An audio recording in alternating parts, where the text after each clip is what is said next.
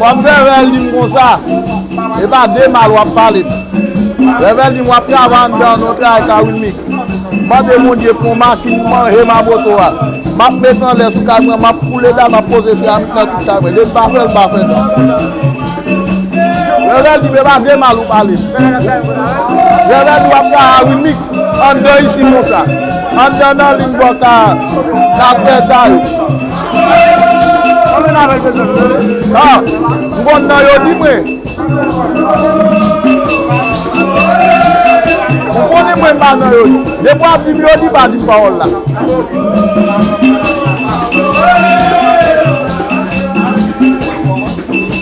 Ti blanc.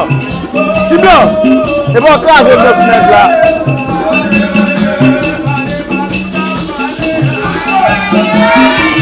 Et bon clave le fenêtre là.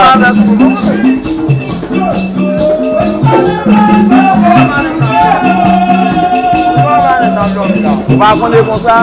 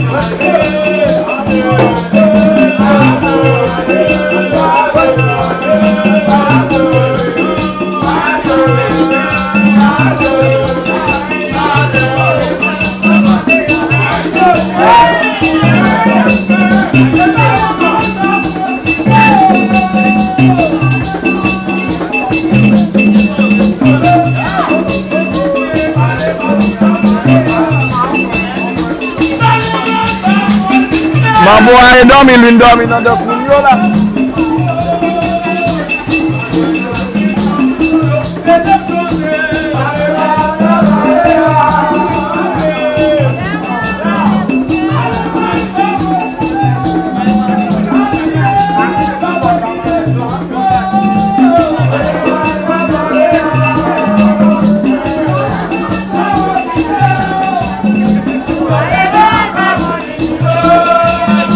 Abdomen mambo.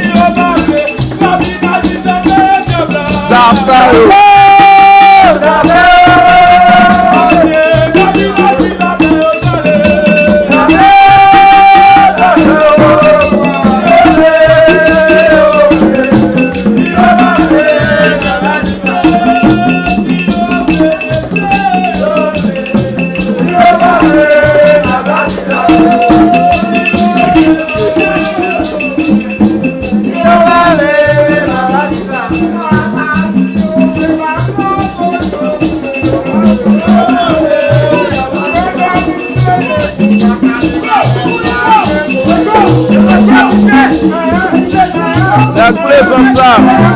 Nèg grand commune de Djinna.